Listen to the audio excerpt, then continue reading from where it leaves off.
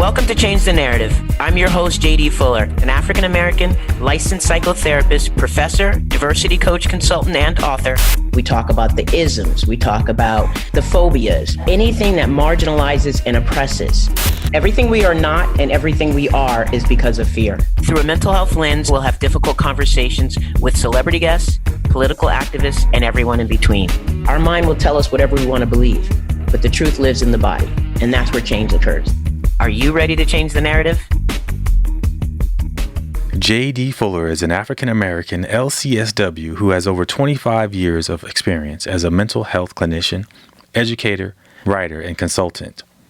With a Master of Social Work from Smith College, J.D. has held positions as an adjunct professor, as well as a clinical and area director for outpatient and mental health programs.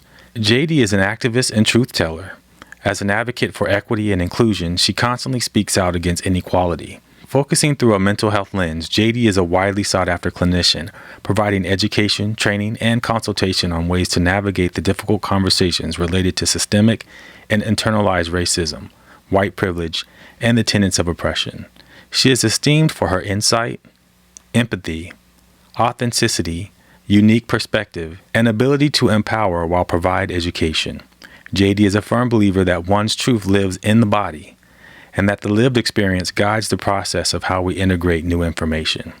J.D. continues to speak out wherever she sees social inequity. Welcome, J.D.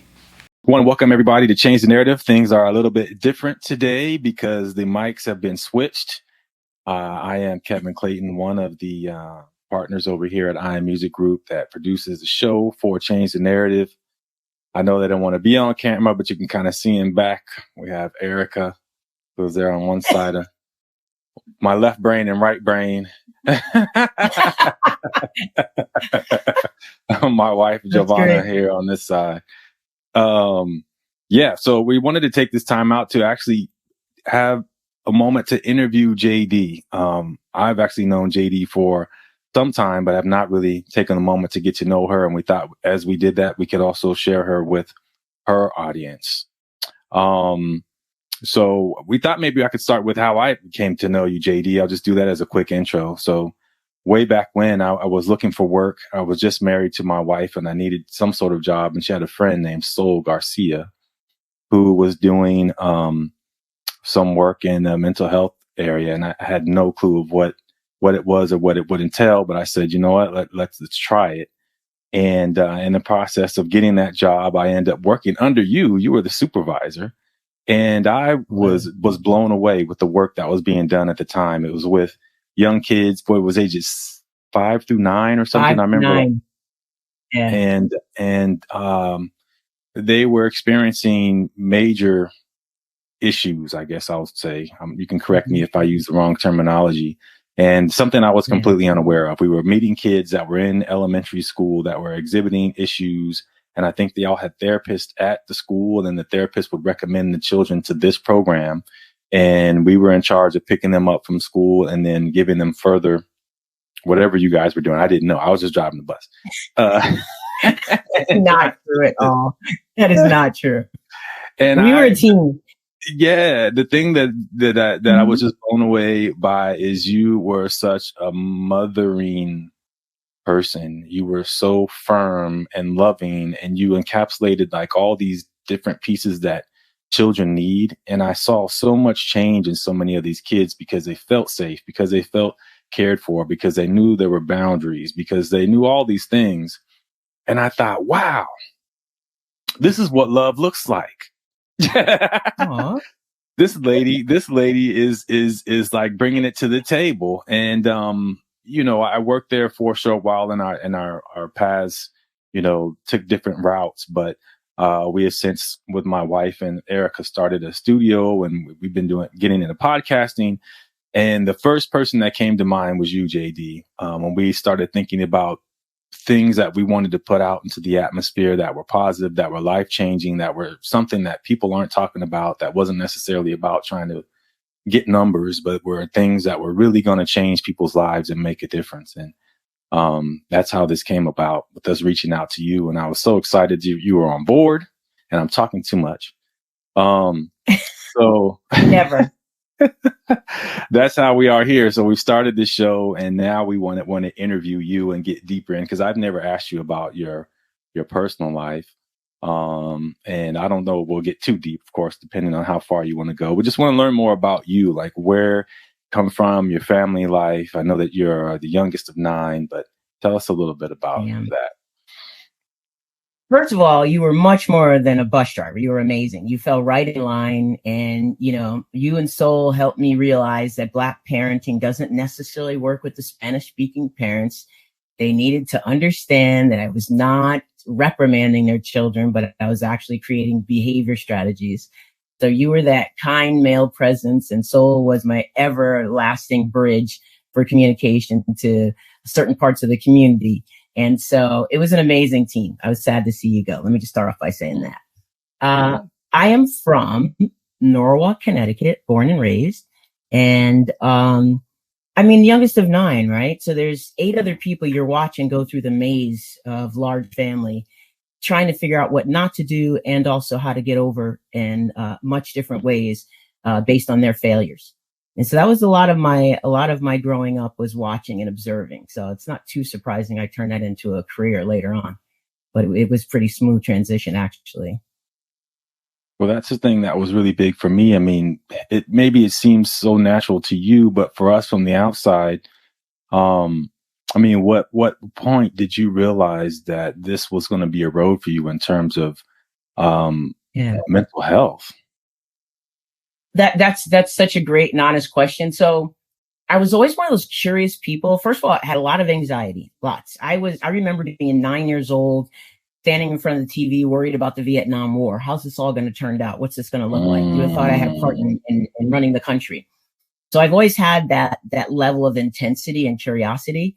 And I grew up with anxiety and depression. So I was always overwhelmed by life. And, you know, having had early childhood experiences that sort of set me on that path, along with just personal characteristics, I was an adolescent I was a child, then adolescent, who never had one teacher who saw me for who I was or saw my potential. And I always wanted to be that for kids. That was my main goal, was to be something for children that I didn't have in my life. And adolescence was a period that I struggled very specifically. And so I zeroed in on the adolescent community and had various part-time jobs that kind of led to it. And then I started working at what used to be called, God forbid, it's not called anymore, thank goodness, Department of Mental Retardation. After, of course, I was given the opportunity to drop out of college myself or to be kicked out of college. Basically, probation only lasts for so long. So after that, I started doing a bunch of odd jobs, and one of them was in mental health, and it just fit like a glove. That's really deep.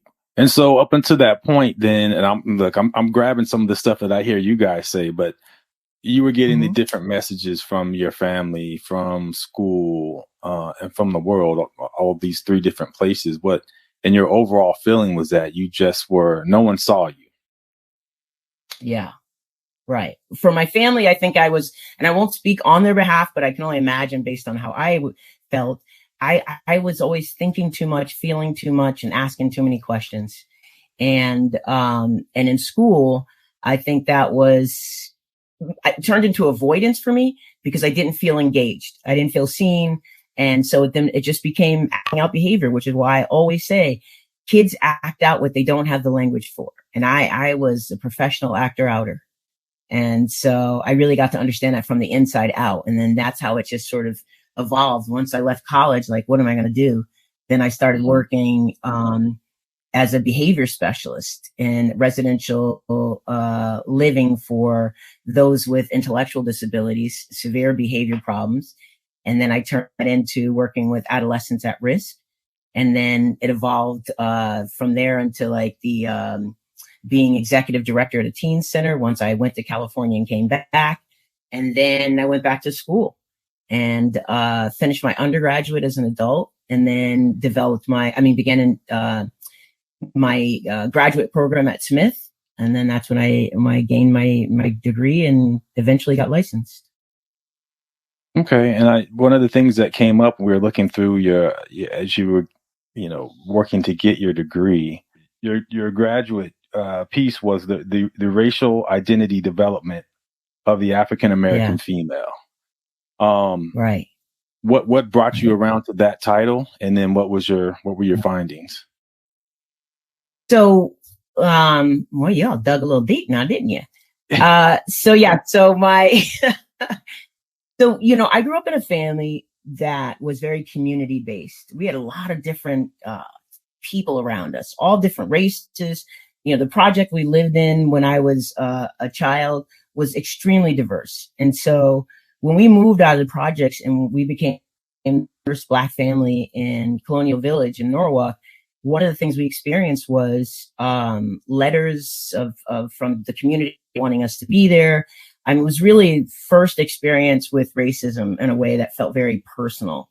And I became very observant of what that felt like. And so by the time I became an adult, I still did not understand this African American identity because it seemed very diluted from having such a diverse group of friends and growing up in such a diverse environment, that I became obsessed with what it meant to be Black.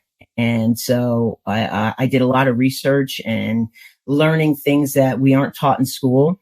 And I got curious, like, what does the African American adolescent female know about her racial identity development? And through my research, I found out not much at that time. It was very much, their identity was very much a part of the community, but in terms of who they were and developing their own racial identity was challenged. There's no framework for it. There's no teaching of it. And so in developing this thesis, I just got really grounded in the anti-racism work and what it means to be culturally aware in a way that it teaches and invites others in. And so what happened during that time? And that's pretty empowering trajectory. What did it start to do for you as a person as you started to research this information and find, I guess, what we would call the truth? And, these truths about you, about America. What did that do to you? I got angry. I got very angry. I was resentful for not having been taught the truth. I was resentful that I had to, pay and find out for myself all the things that we didn't know. And one of the things I know in retrospect was I had older parents, older than a lot of my friends. People thought they were my grandparents growing up because my siblings were so much older than me. And one of the things I realize now is that they were so busy just trying to survive that other than the basics of Black parenting conversations, what to do and what not to do, there was not engagement in identity development, racial identity development. What are you talking about? Just work harder, do more, and understand the consequences if you don't. So there were real survival messages. And so when I got to be older and spend this time on really understanding what I had to do to fully be an integrated person, it had to do with recognizing my lineage, the legacy, and what type of legacy I want to leave. That's big. I mean, that would change the trajectory. As you said, unfortunately, because of American history, there's so many things that we aren't taught, including myself now, men and women, African American descent. And you have lost culture already, and then identity, because there isn't information about our ancestors, about things we used to do being passed down. So you are kind of deposited into this world where you're kind of like, who am I? And I see that's that literally what happened. I see that with myself. I see that with my children too. And for so many friends and people like you, you're deposited in this dream or this country that has this dream, and you're always trying to figure out, am I really living it? Am I a part of it? Am I in it? And there's all these signs that are giving you different indicators as to, no, wait, maybe that wasn't for me.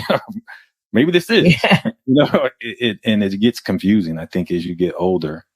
Wow. Yeah. Managing the anger and turning it into something useful was probably the most challenging because I had so many years of anger. So figuring out how to make that constructive, which is when I started telling kids the things that I wasn't told about this country, helping them, inviting them into understanding, you're not being told what you need to know aside from how to try not to be killed. So I had to, I really brought that into that I did. but then how do you make that productive? So I can find that. So your one piece was just getting it out, and I found this information. Now I'm going to share it. But then how does it not just make everybody else pissed off? How does it become this productive information that like propels everybody forward? I don't think it always does. I don't think it always propels us forward. I think I like to think of it in terms of grounding us. Okay. Because, we've been told to be resilient. We're so resilient and we're strong. And all it means is you can continue to beat us up for the same price. And resilient only means that you can keep knocking me down and all I'm going to do is bounce back. So I started learning how to reject all of that. It's like, I think of it in terms of how do you create roots that are strong enough to withstand the wind that just keeps coming. And that's the kind of thing that I try to create in my work with children, with kids, and with adults cross-culturally and both within my culture and in terms of the consulting that I do. Man, that's so deep. So can you talk a little bit about that? So developing these roots, where do you start? How are you working on developing these roots within yourself and then within the people that you're working with? Right. So I think one of the ways that we can effectively develop these roots is to do the research, read, understand the history of America, not just Black history, not just Latin American history, but the history of America. I love the way white supremacy tries to tell us that there's Black history, there's all these different cultures in history. No, it's American history. And we're talking about within the context of the United States. So once you learn the real history, then you get to stop thinking you're crazy and stop gaslighting yourself and understand that, okay, this all did happen. And this is why so many things make sense once you offer yourself the opportunity to learn. The second thing is not everybody is going to get to the level of survival. Some of us are just going to thrive. And how do we do that effectively? We do that by constantly finding community because we are a community-based population of people. Where we build community is where we find, solidarity, where we find opportunities to reflect positivity, to empower each other. Without that, we're on our own and we end up, I think, questioning ourselves. So I think community, I think understanding that thriving is sometimes as good as it gets and that's okay. We don't have to be resilient because we're human. Sometimes we're going to fall down and stay down for a while until we can figure out how to come back. And then, understanding that we don't have to be strong because to be human is not to be strong. It's just to be aware of all of the plethora of feelings that we are left to feel with throughout our lifetime. Does that make sense? It does. It's just so powerful. I'm trying to take it all in. So in the same process as you're planting these seeds, as you're helping people grow these roots, what are some of the challenges that have been that you've experienced? That's a great question. Look, white supremacy, in our lifetime, it's elevated from what we used to call racism to now, no, it's just blatant white supremacy. We don't even have to, call them two different names. It's all white supremacy. It's under that umbrella. It's a constant barrier to our emotional and mental health.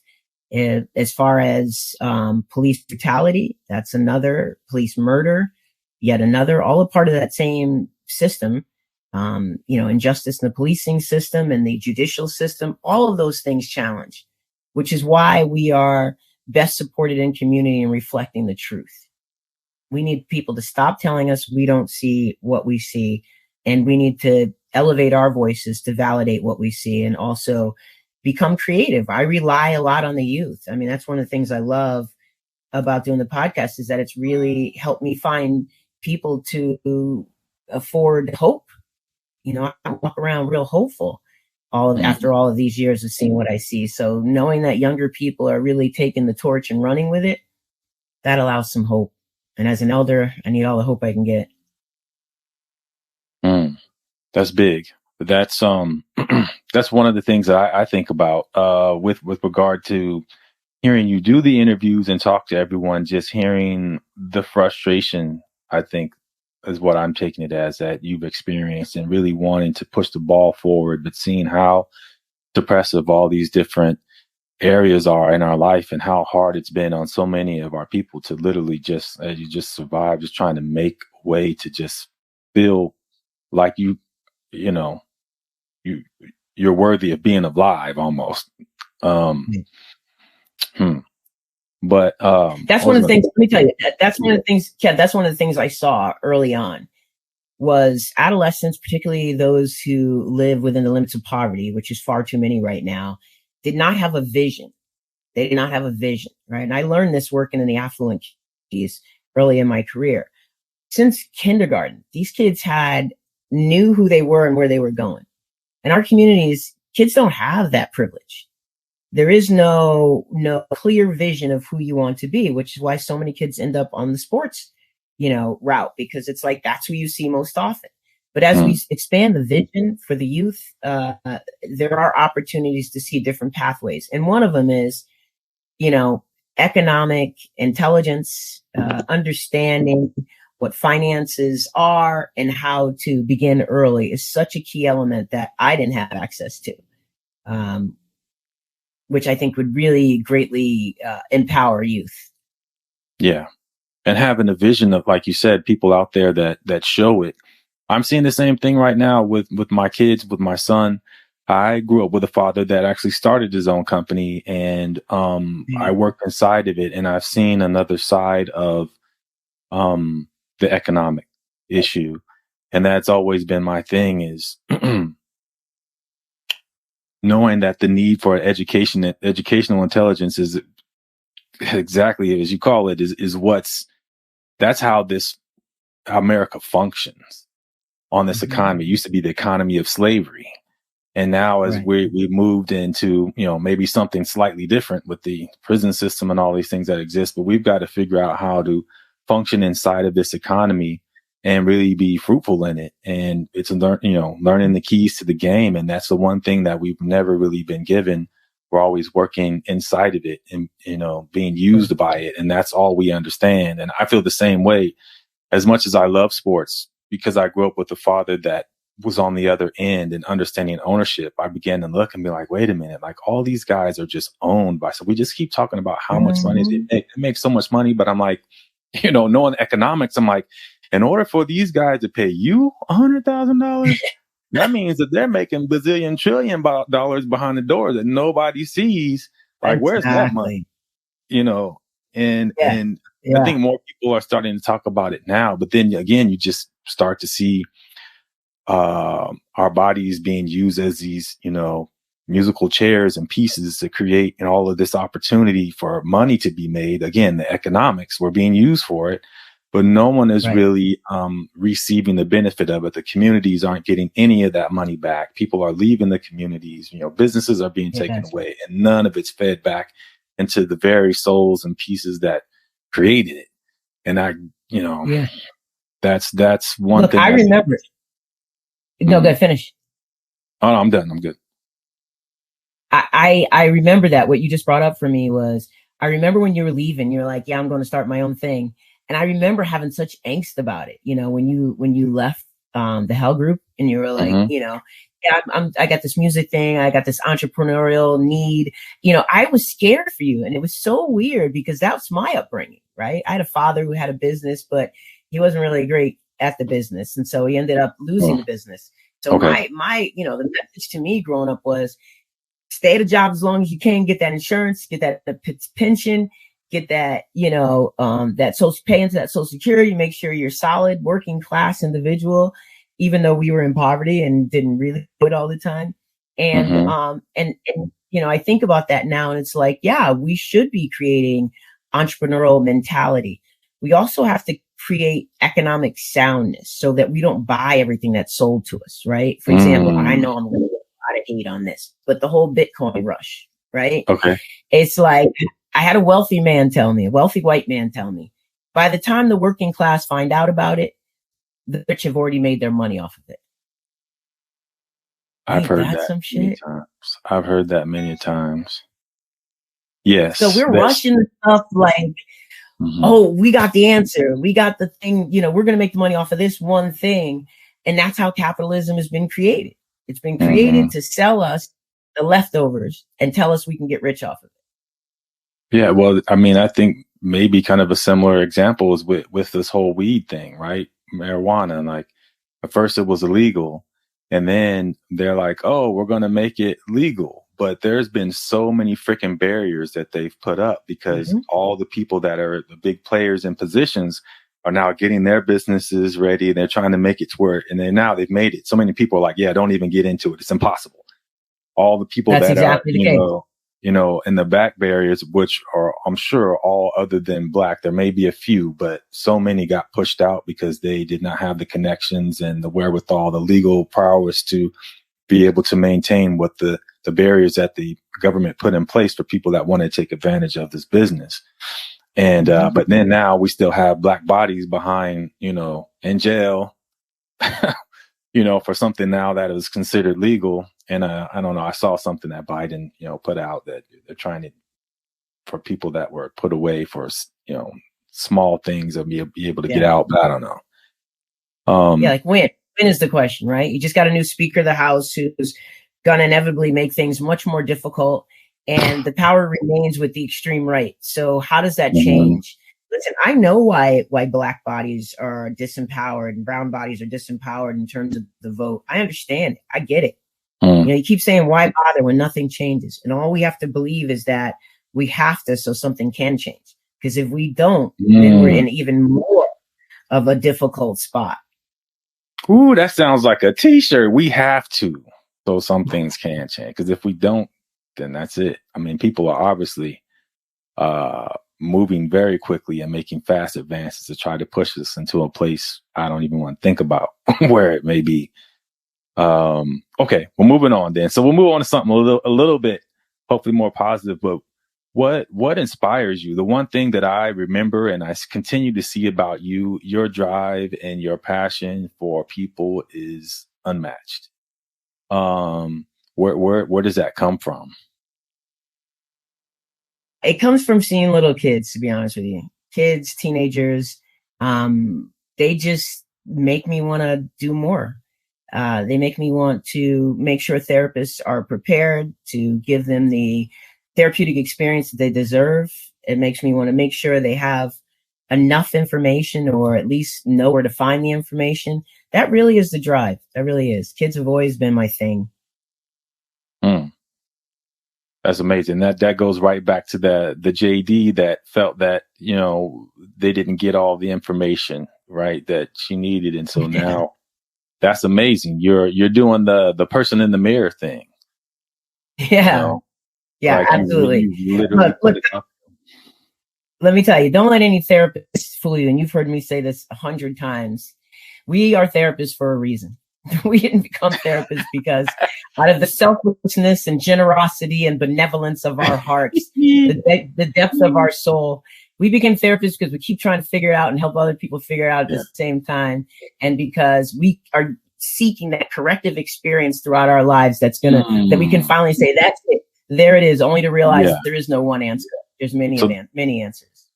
Given the therapy is part of your therapy. Yeah. But I also wouldn't go to a therapist who hasn't been to therapy. Let's make that clear. So that was leading right into the next question. I think this might be the only one that actually led to the next. The others we've just blown past them. So what is it you do for self-care? Like, you know, hearing everything about your life and what you've experienced, and this is something I'm learning also. I just started therapy. We'll add that, and it's been a long time coming, and it's been tough because it's not something, especially for men, that's seen as, you know, something you should do. And then I also grew up with a very conservative family that was Christian. So it was like, pray about it. Pray. It's like, okay, I've been praying about this for 30 years and I still got this thing I need to take care of. The Lord showed up for these other things, but I don't know. Something's happening with this one.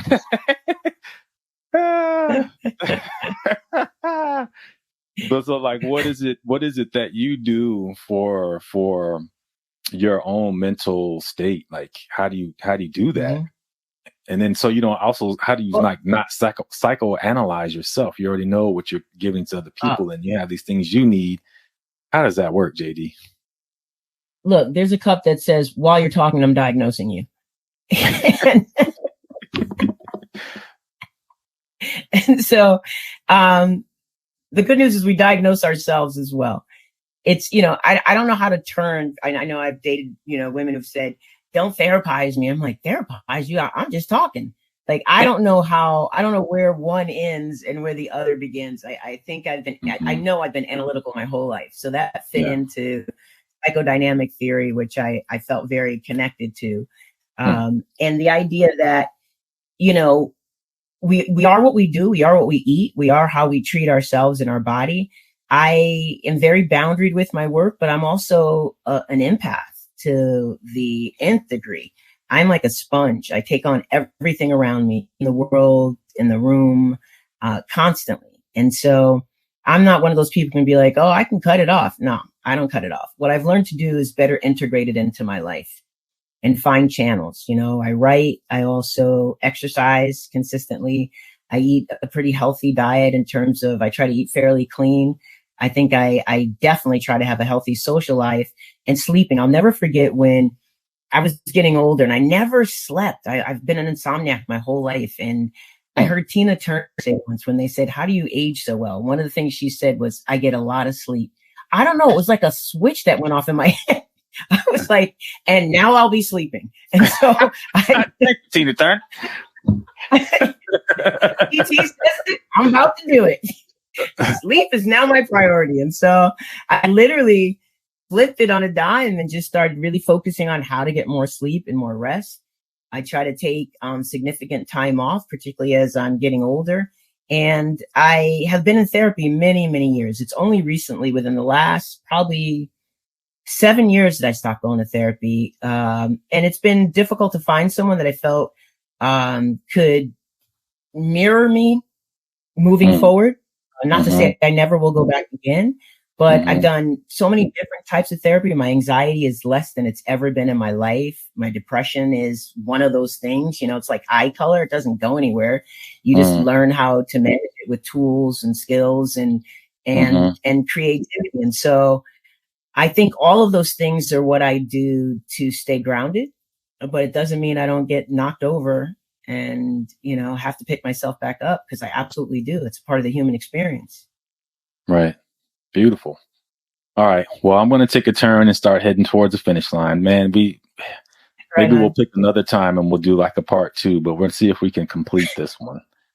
All right. So I hesitate to ask about this one, but I feel like it's important. I know it's not something you necessarily talk about, but you did just mention, significant others, girlfriends that you've dated, but you don't talk openly much about your sexuality. But is there any piece about it? I guess again, and it's not necessarily anybody else's business, but a piece that may add that's a part of you you've just come strongly, like found a way to really stand in, I guess, in who you are. I don't know. Is there anything you'd like to add about that? So, I don't talk about it often because it's not the first and foremost way I identify myself. In my 20s, early 20s, late teens, when I was coming out, it was all about, being a lesbian and how do I figure out the best way to be comfortable in my body with who I am.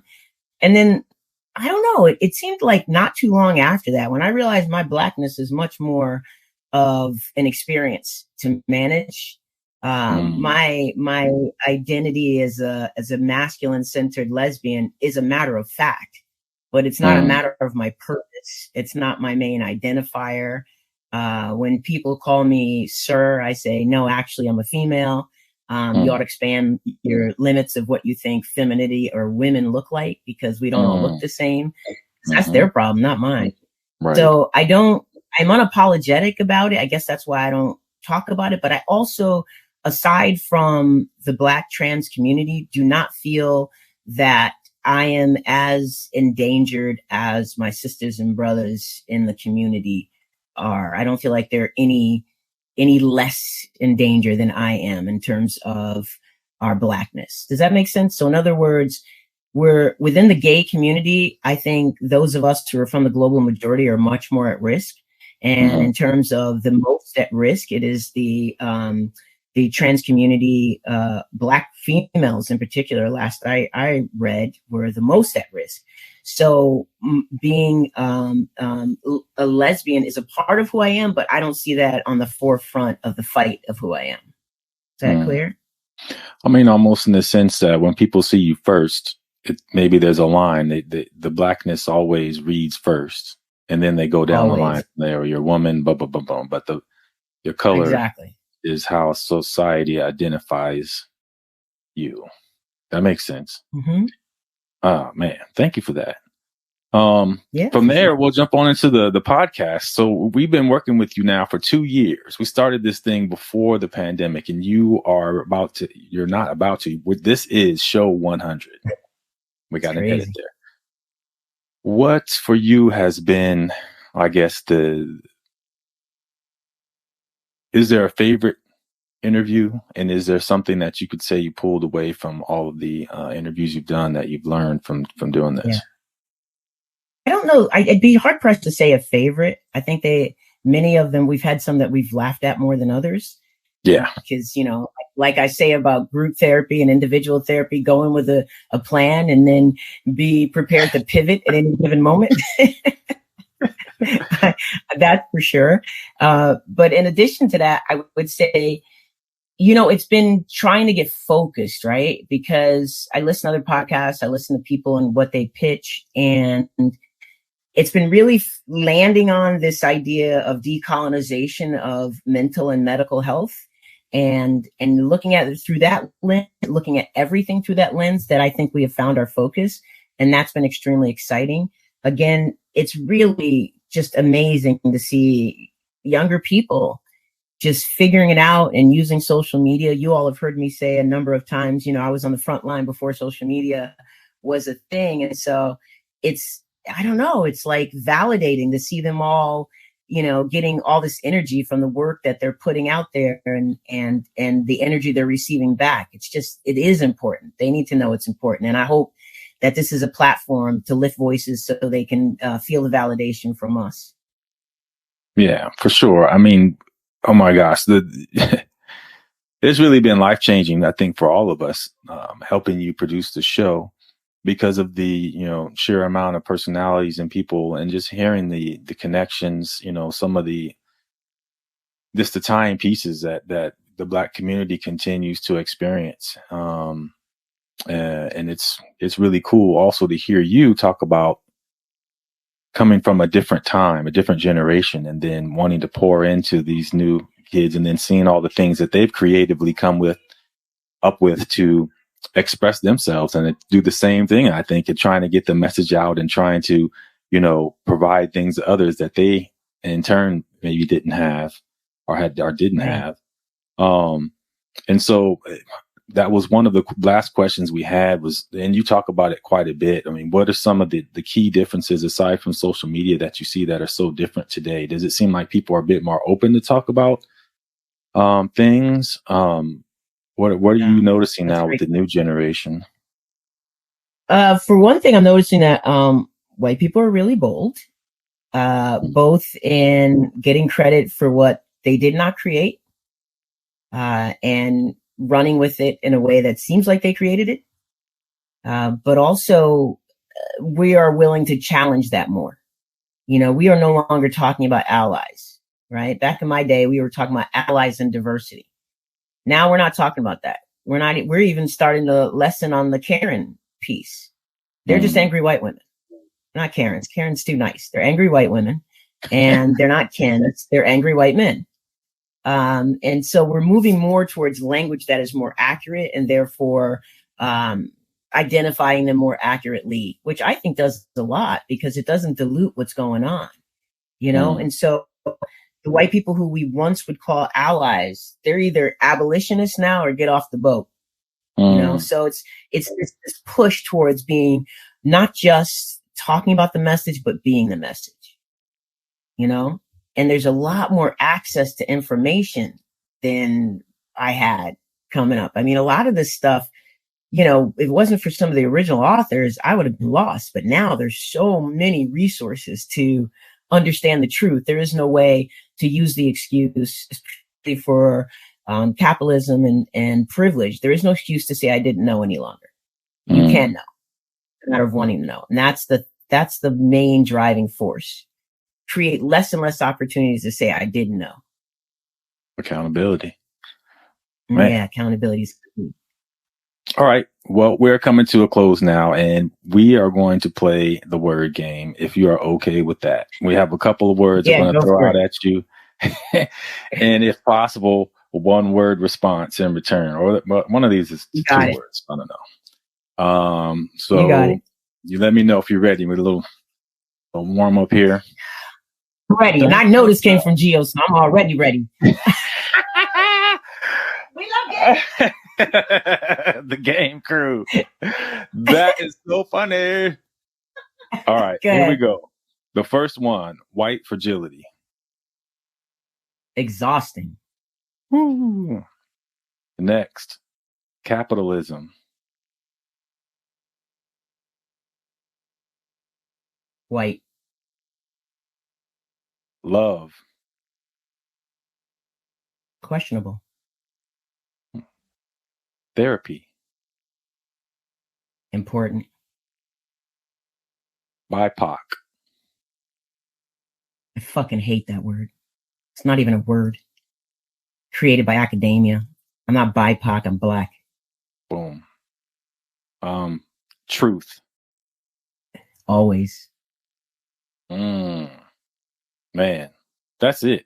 I wanted to say some more stuff, but I can't. That's it. We have to stop. So good. Oh my goodness, JD. I didn't do BIPOC in one word. That's okay. But you did so well. It should have only been maybe 2-3 words, but we really wrote it out. So by the 4th or 5th word, you have to speak a little bit. You gotta say something. So amazing. Show 100. You have gone beyond my thoughts about you. Now I even think more of you from this interview. This is crazy. Thank you so much for everything that you've done for us, for being so consistent, for having so much love for people, for yourself. I don't even know what else to say. Do you guys have anything else? You have to say something now. I tried to bring them in and they were like, we're not dressed for it. We can't do it. I was like, no, you should be here. Anything else? Let me say one thing. Let me clarify one thing about love. The reason why I say questionable is because people like to talk about unconditional love. I only believe animals and children are capable of providing unconditional love. We've been ruined too soon to believe that we can offer unconditionality. We have entirely too much ego and skin in the game. So I say questionable just because question everyone who says they love you. And unless they act like they love you, I let it go. Man. Actions. See, I don't even know. We just start the music or something. That was just... There's too many quotes and there's too many mic drops. I don't want everybody thinking I'm a love hater. That's why I had to clarify that. Right. They were like, damn, sometimes. Like, damn, she's hard. Well, that's it. Thank you so much. Show 100. Congratulations. Yes. Thank you. I want to say to you all that, thank you is not a big enough word for all the love and appreciation I have for you. Your vision, your patience, your generosity is just meant so much to me. And this work of love. I mean, what you guys do really is action oriented and it's all about the love. And so I hope you feel it, that I try to give it back to you as much as I feel like I receive it from you. I love you all very much. Thank you.